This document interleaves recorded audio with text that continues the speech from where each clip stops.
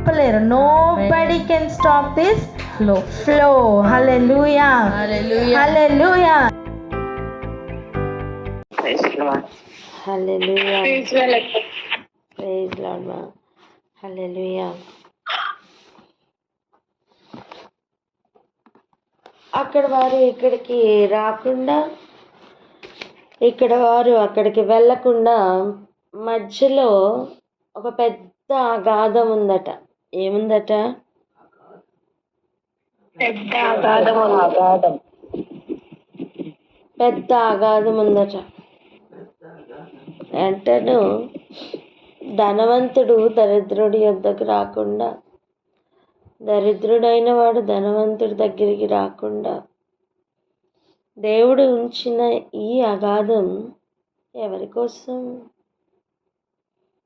మధ్యలో ఉన్న ఈ అగాధం ఎందుకని ఉంది?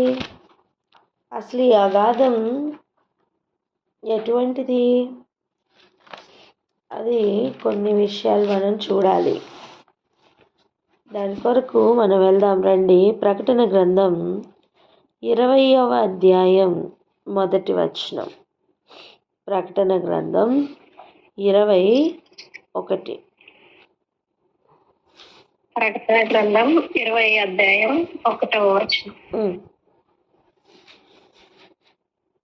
మరియు పెద్ద సంఖ్యలను చేత పట్టుకొని అగాధం యొక్క తాళపు చెవి గల ఒక దేవదూత పరలోకము నుండి దిగి వచ్చుట చూచితిని. అతడు ఇక్కడ గమనించండి, పెద్ద సంఖ్యలు పట్టుకొనట. పెద్ద సంఖ్యలు మనం దేనికి వాడతాం? దేనినైనా బంధించడానికి, ఎవరినైనా కట్టడానికి, బంధించడానికి. పెద్ద సంఖ్యలు ఎక్కడ వాడతారు? ఒక ఖైదీని కానీ పెద్ద సంఖ్యలతో పట్టుకొని ఒక జైల్లో వేస్తుంటే పెద్ద పెద్ద సంఖ్యలను వాడతారు. ఇంకా చైన్స్ దేనికి వాడచ్చు?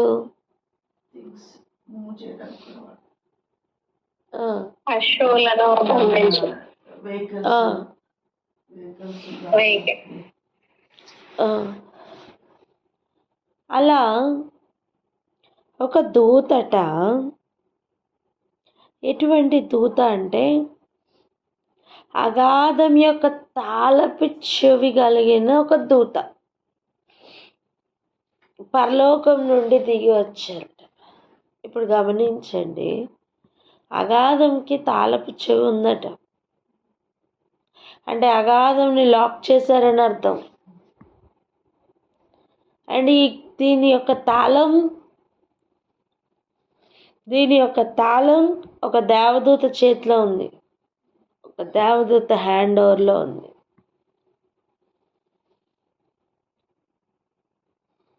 ఇప్పుడు ఆలోచించండి, ఆ రోజు అబ్రహాం గారు మీ నుంచి ఇక్కడి నుంచి అక్కడికి రాకుండా మధ్యలో అగాధం ఉందని చెప్పినప్పుడు ఆ అగాధం క్లోజ్ ఉండేనా, ఓపెన్ ఉండేనా? అది క్లోజ్. ఎందుకంటే దాన్ని తాళం వేసి మరి భద్రపరిచారు కనుక. ఈ అగాధం కట్ట ఒక పెద్ద దేవదూతనే అసైన్ చేశారట. అండ్ దాని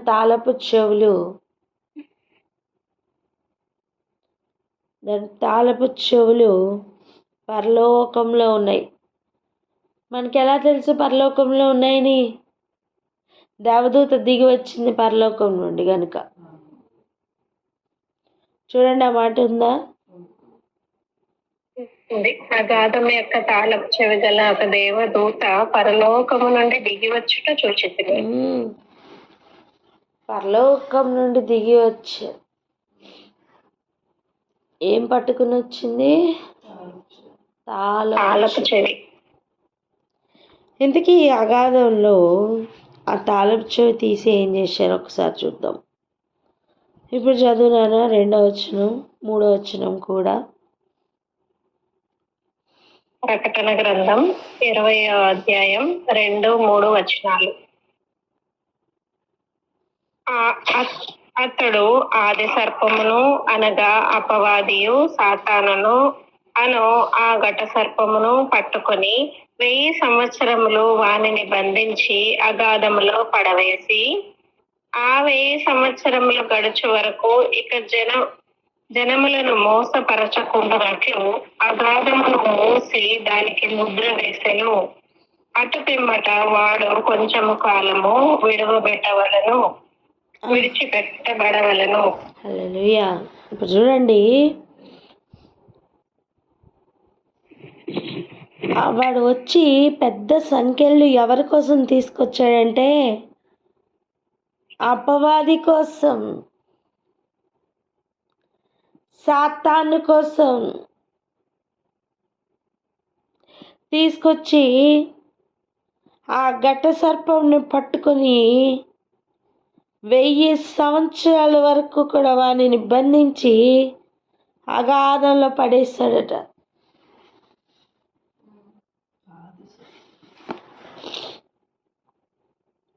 అగాధంలో పడేస్తారట. అలా పడేసిన తర్వాత 1000 సంవత్సరాల వరకు ఇక వానికి అసలు భూమి మీద ఎవరు దొరకకుండా అగాధంని మళ్ళీ క్లోజ్ చేయడమే కాదు, తాళం వేయడమే కాదు, సీల్ కూడా చేశారట. జప్తు చేసేటప్పుడు గవర్నమెంట్ వారు సీల్ చేస్తారు, గమనించరా? అవును. గవర్నమెంట్ సీల్ చేస్తే అది ఎవరైనా తెరవడానికి ఉందా?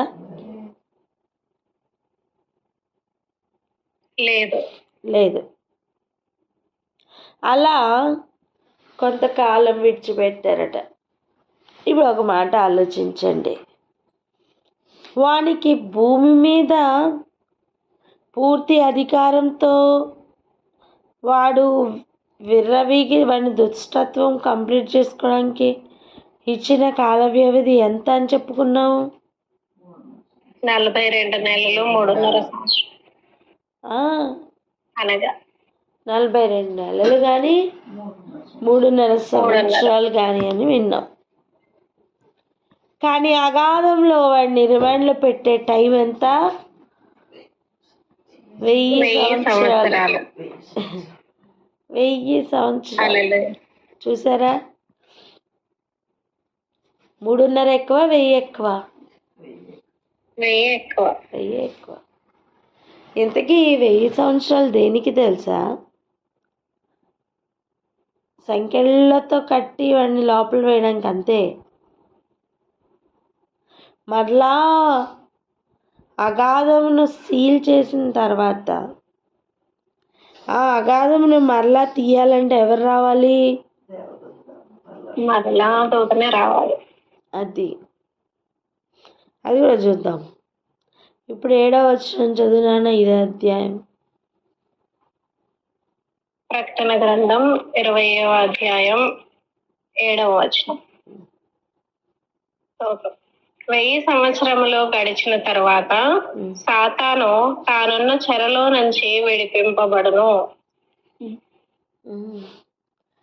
1000 సంవత్సరాల తర్వాత ఈ చెర లేదంటే ఈ అగాధంలో నుండి వాడికి విడుదల దొరుకుతుంది.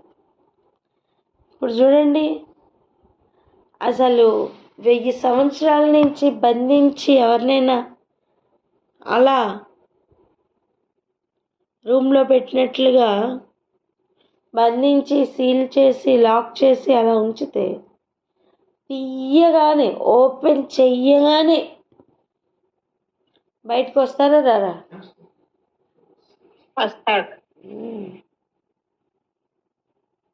వస్తాడు. అలా వాడు బయటకు వస్తాడట. ఇంతకీ బయటికి వచ్చిన తర్వాత వాడు ఏమవుతాడు? 10వ వచనం చదివినాను.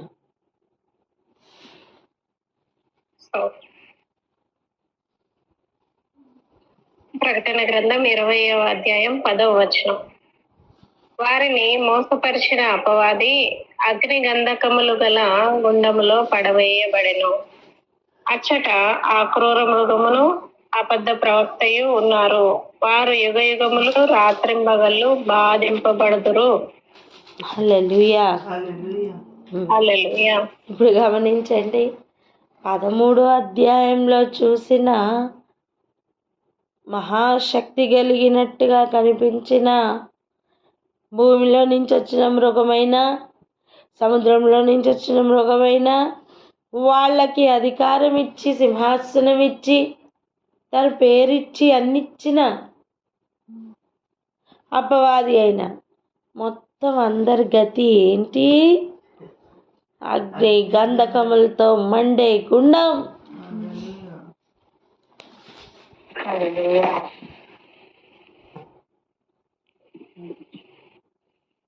అయితే ఇప్పుడు మన సబ్జెక్ట్ అగ్నిగుండం కాదు, కానీ మన సబ్జెక్ట్ ఏంటంటే అగాధం.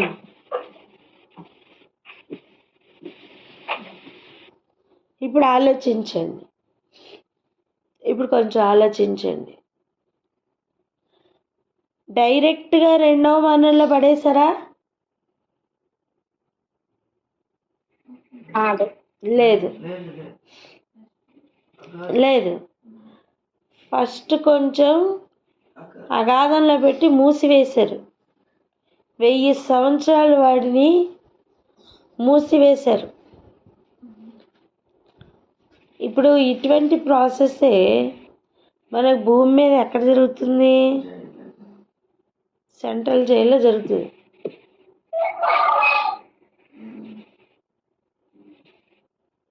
మనకు ఆల్రెడీ డెత్ సెంటెన్స్ డిక్లేర్ అవుతుంది, కానీ అప్పటి వరకు ఎక్కడ పెడతారు? జైల్లో పెడతారు. సెంట్రల్ జైల్లో పెడతారు. సెంట్రల్ జైల్లో అంత పెద్ద ఖైదీ అయితే ఖచ్చితంగా సంకెళ్ళతోనే కట్టి పెడతారు. అలా ఈ అగాధం తీర్పు కొరకు కావలిలో ఉంచబడిన వారిని, వీరు చాలా డేంజర్ అనిపించిన వారిని అగాధంలో పెట్టినట్టుగా చూస్తున్నాం. నాకు ప్రశ్న ఉంది, మరి ధనవంతుడు ఎక్కడికి వెళ్ళబోతున్నాడని తను కూడా అక్కడే ఉన్నాడు. మరి అదే ధనవంతుడిని అగాధంలో ఎందుకు పెట్టలేదు? చూడండి, జైల్లో కూడా స్పెషల్ రూమ్స్ ఉంటాయి. సెల్ అనాలి, స్పెషల్ సెల్ ఉంటాయి. ఉంటాయా ఉండవా?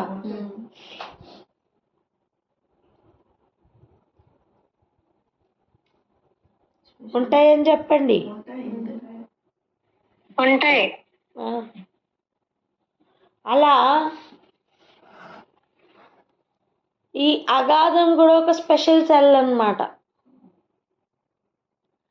దీనిలో ఎలాంటి వాళ్ళని పెడతారంటే, ఇదిగో అపవాది వంటి వారిని పెడతారు.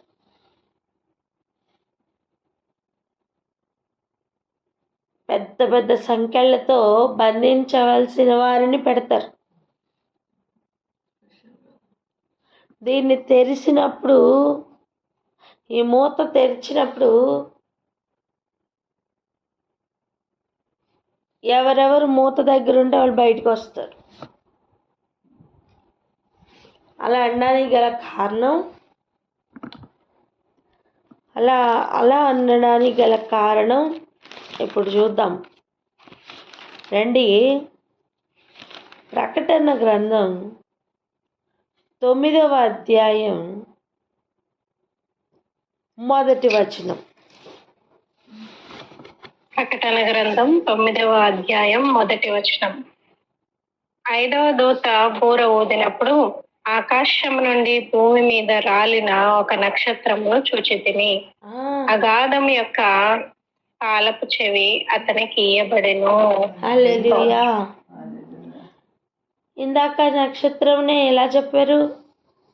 దేవదూత.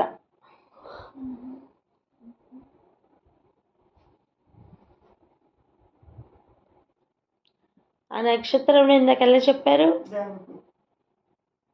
దేవదూత. దేవదూత. ఇప్పుడు అగాధం తాళపు చెవులు పట్టుకొని ఈ నక్షత్రం వచ్చిందట.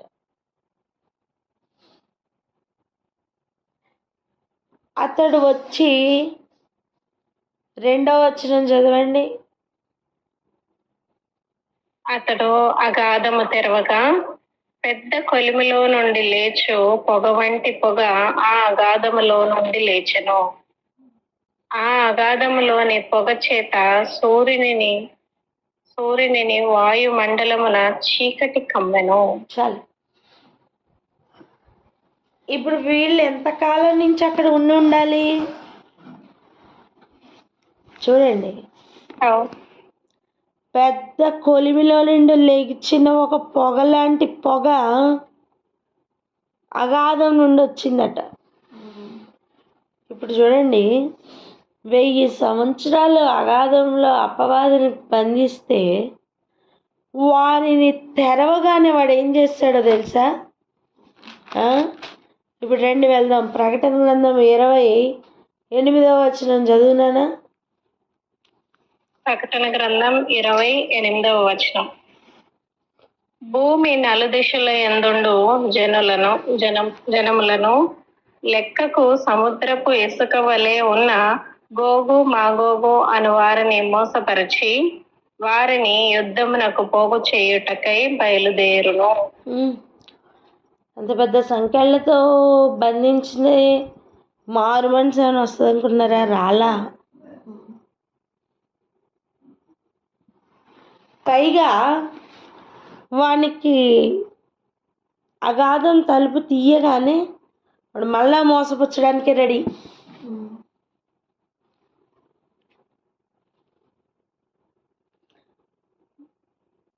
ఇప్పుడు చూడండి, వాళ్ళు ఏం చేశారట? వారు భూమి మీద వ్యాపించి పరిశుద్ధుల శిబిరమును ప్రియమైన పట్టణమును ముట్టడి వేయగా పరలోకంలో నుండి అగ్ని దిగి వచ్చి వారిని దహించెను. పరలోకంలో నుండి అగ్ని దిగి వచ్చి పరిశుద్ధ శిబిరమును, తర్వాత పరిశుద్ధ పట్టణమును ముట్టడి వేసిన వారిని కాల్చి వేసేసిందట. హల్లెలూయా. హల్లెలూయా. అంటే అగాధం కూడా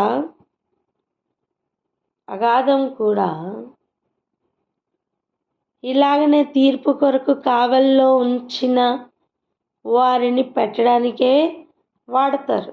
కానీ డేంజర్ అన్న వాళ్ళని అందులో పెడతారు. ఏమండి, నెమ్మది పొందే స్థలంలో లాజరు ఏం చేస్తున్నాడు? మొదటి మరణం పొంది తీర్పు కొరకు వెయిటింగ్. ధనవంతుడు వేదన పొందుతున్న స్థలంలో ఏం చేస్తున్నాడు? సేమ్ అక్కడ ఉంచబడి వేదన పొందుతూ తీర్పు కొరకు వెయిటింగ్. అంటే మనం పాతాళంలో 3 వెయిటింగ్ హాల్స్ని చూస్తున్నాం. ఒక వెయిటింగ్ హాల్ నెమ్మది పొందు స్థలం, ఒక వెయిటింగ్ హాల్ వేదన పొందుతున్న స్థలం, మరి ఇంకొక వెయిటింగ్ హాల్ అగాధం.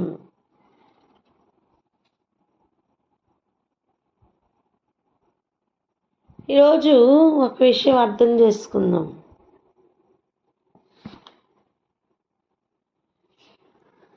సంఘం ఎదుట పాతాళలోక ద్వారములు నిలువ నేరవు అని చెప్పుతున్న వాగ్దానం మన పట్ల నెరవేర్చబడాలి. ఆమేన్. హల్లెలూయా. హల్లెలూయా.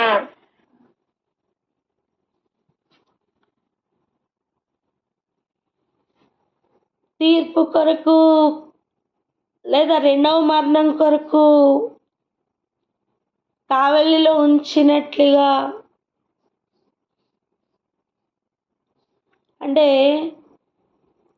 వేదన పొందుతూ యుగ యుగాలు ఎన్ని యుగాల నుంచి ధనవంతుడు కాలుతున్నాడో ఆలోచించండి.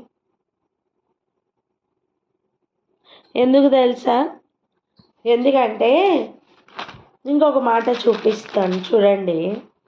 ప్రకటన గ్రంథం 20వ అధ్యాయం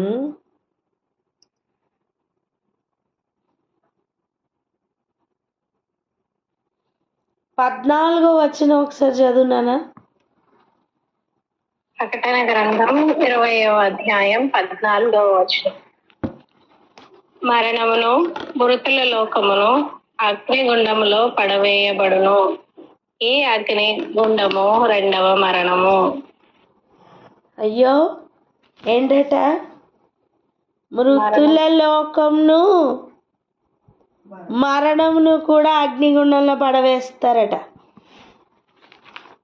ఓకే. మృతుల లోకం అండి. ఒక లోకం మొత్తాన్ని తీసుకుని వెళ్ళి అగ్నిగుండంలో పడేస్తారట.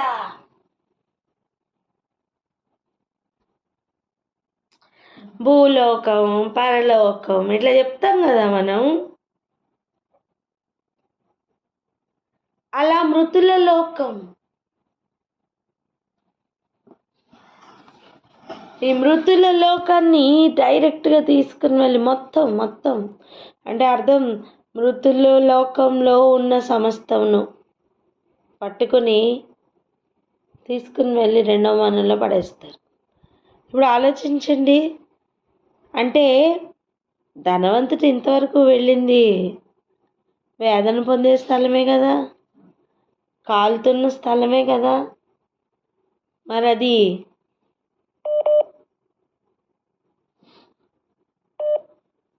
అది నరకం కాదా? కాదు. వేదన పొందుతూ ఉన్న వేదన కంటే నరకంలో ఇంకా వేదన ఉంటుందని ఇప్పుడు అర్థం అవ్వాలి మనకి. రెండవ మరణము అంటే సాధారణం కాదండి. అక్కడికి వెళ్ళడానికి దెయ్యములు కూడా భయపడుతూనే ఉన్నాయి తెలుసా? దెయ్యములు కూడా భయపడుతూనే ఉన్నాయి. చెప్పండి అన్నమాట. దయ్యములు కూడా భయపడుతూనే ఉన్నాయి.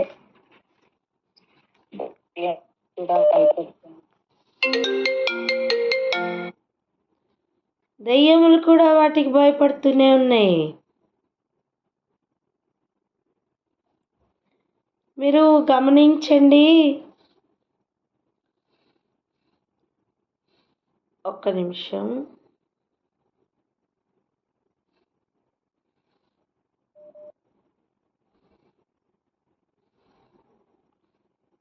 స్తోత్రం.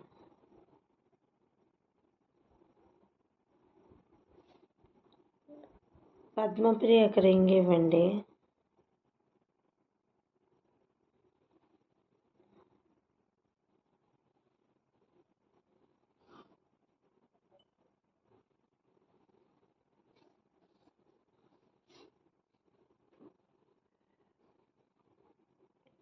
ఒక్క నిమిషం.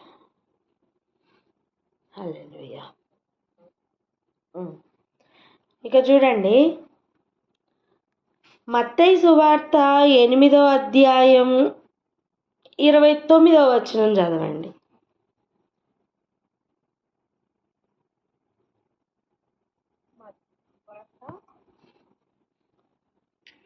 మత్తయి సువార్త 8వ అధ్యాయం 29వ వచనం చదవండి.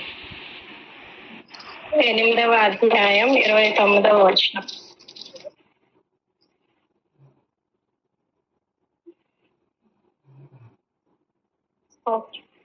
వారు, ఇదిగో దేవుని కుమారుడా, నీతో మాకేమి, కాలము రాకమునుపే మమ్మను బంధించుటకు ఇక్కడికి వచ్చితివా అని కేకలు వేసి ఏమంటున్నారు? కాలం రాకముందే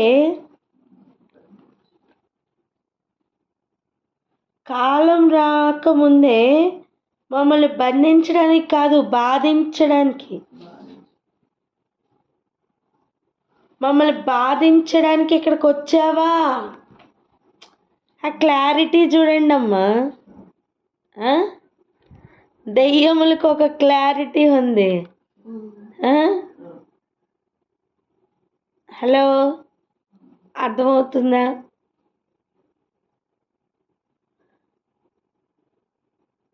యేసు ప్రభు భూమి మీదకి వస్తే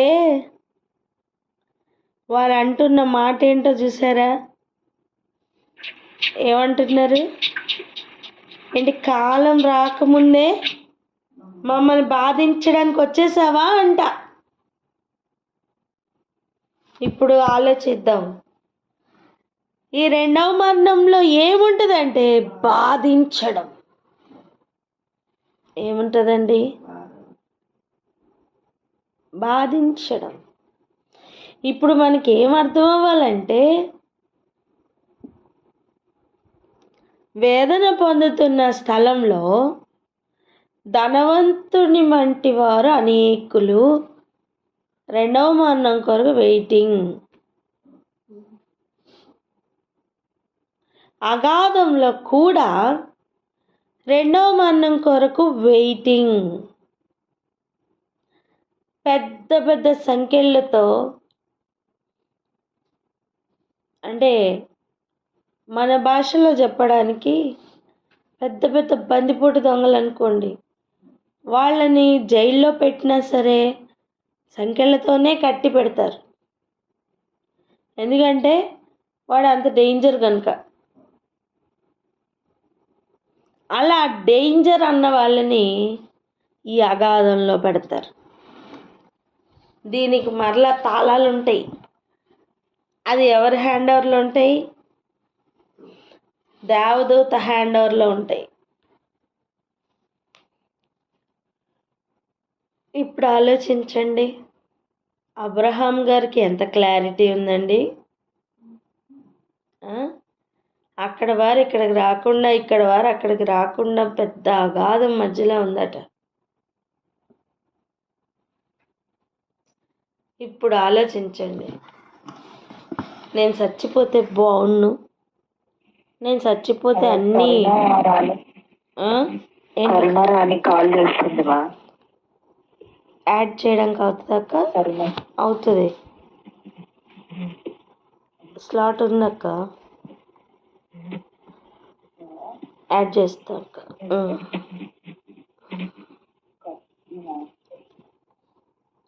లేదురా, స్లాట్ లేదు.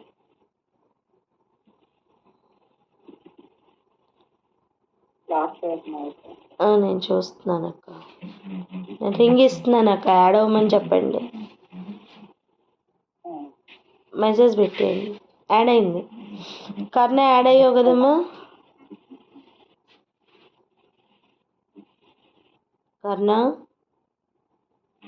యాడ్ అయింది. రైట్. ఇప్పుడు ఆలోచిద్దాం. అగాధము అంటే అక్కడ రిమాండ్లో పెట్టి ఇంకా భయంకరమైన పనిష్మెంట్ కోసం వెయిటింగ్ అని అర్థం. అంటే ధనవంతుడు వేదన పొందుతున్న దానికంటే రెండవ మరణం ఇంకా భయంకరమనే కదా. చాలాసార్లు నోటికొచ్చినట్టు మాట్లాడతాం కదా, నేను చచ్చిపోతే బాగుండు, నేను చచ్చిపోతే పీడ వదిలిపోద్ది, ఎట్లాంటి మాటలు మాట్లాడతామండి, ఎన్ని మాటలు అంటాం. అమ్మా, భూమి మీద కంటే అక్కడ ఏం బాగుంటుంది అనుకుంటున్నారా? కాదు. ఒకవేళ రెండవ మరణం కొరకు కానీ మన డెస్టినేషన్ ఉంటే ఆ ప్రయాణం బహుభయంకరం తెలుసా. నేను అంటాను, భూమి మీద కాలమే కాస్త బెటర్ ఏమో. అవునండి, ఒక 40 డిగ్రీ సెల్సియస్లో గడిపేస్తున్నాం మనం. 28 నుంచి లేదా ఎంతన్నా లెక్కేసుకోండి, ఒక 60 డిగ్రీస్ మించకుండా కాలం గడిపేస్తున్నాం. ఎక్కడ? భూమి మీద.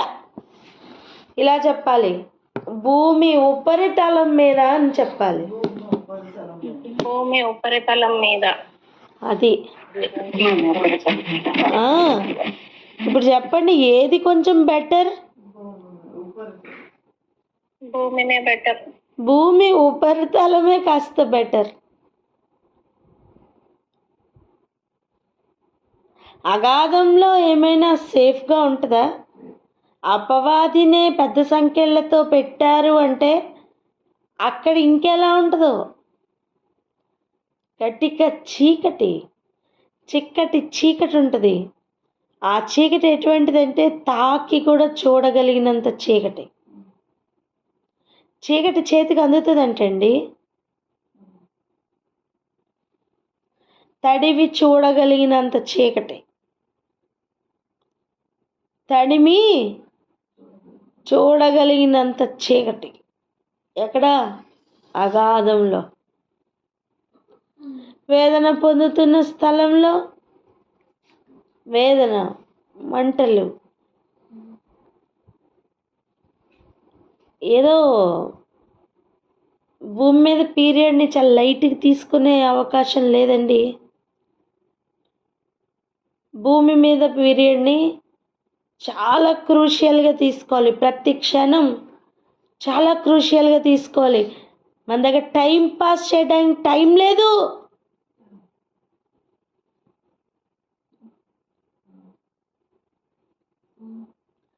సర్వలోకంను మోసపుచ్చుతున్న అపవాది ఒక్కొక్కరిని ఇటువంటి భయంకరమైన పాతాళంలోకి తోసివేయాలని ప్రయత్నం.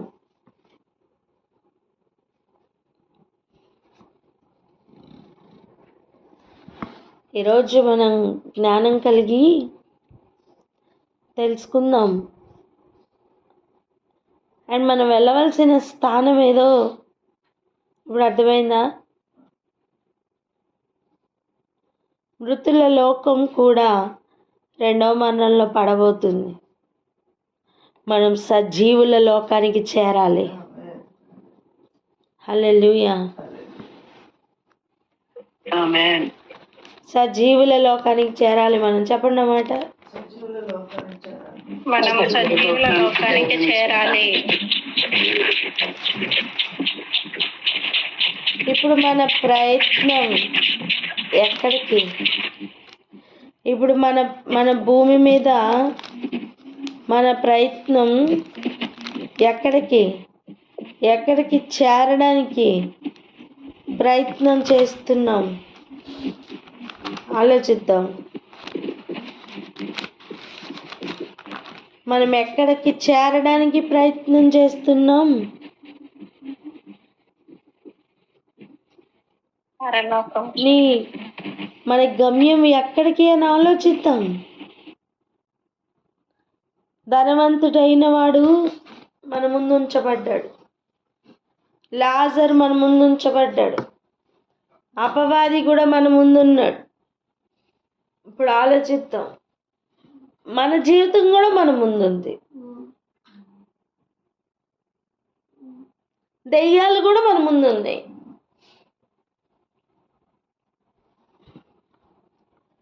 అందరినీ ఎక్కడెక్కడ దేవుడు ప్లేస్ చేయబోతున్నారో మనకు అర్థమైంది. మన గమ్యం ఎటువైపు పరిగెడుతుంది అనే విషయం ఈరోజు మనకు అర్థమైతే,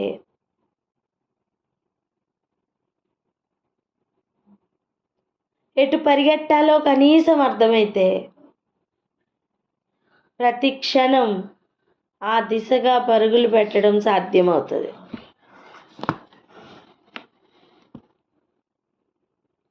దయ్యములు కూడా చూడగానే గుర్తుపట్టేయండి మమ్మల్ని బాధించడానికి వచ్చావా అని. ఈరోజు ఆయన్ని చూడగానే నువ్వు గుర్తుపడతావా, నన్ను రక్షించడానికి వచ్చావా అని.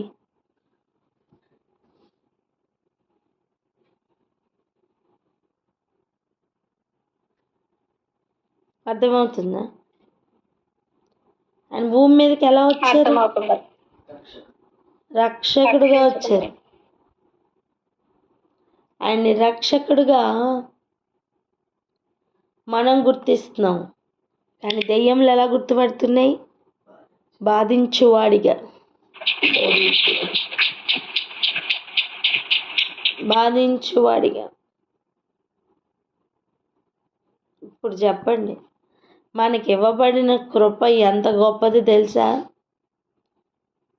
ఎవరండి వారందరూ?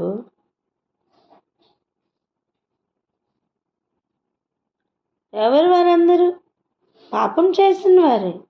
కానీ మానవులకు మాత్రం దేవుడు కృపనిచ్చారండి, క్షమాపణనిచ్చారు.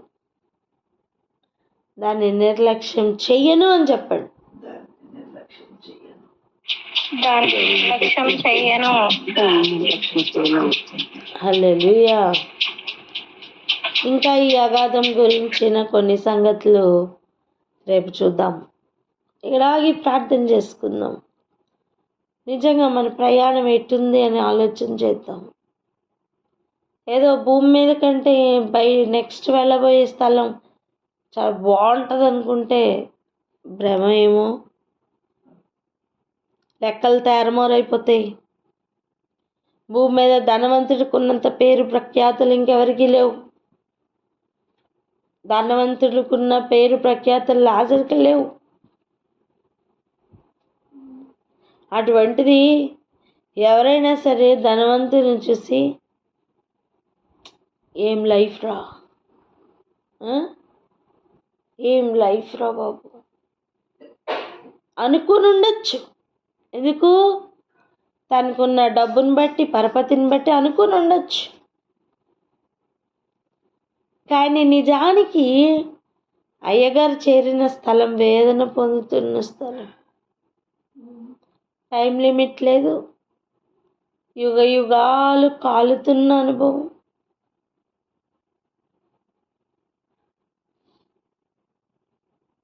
మన ప్రయాణం ఎటుంది అని, ఎటు వెళ్ళాలి అని, ఇవన్నీ విషయాలను ఆలోచించుకుంటూ ప్రార్థనలోకి వెళ్దాం. మనల్ని ఇప్పుడు ప్రస్తుతం మోసపుచ్చుతున్న ఈ అపవాదికి దేవుడు నిర్ణయించిన తీర్పు ఈరోజు మనం చదువుకున్నాం.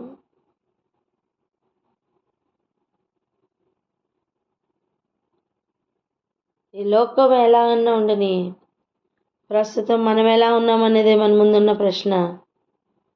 ప్రార్థన చేసుకుందాం అక్క. హల్లెలూయా.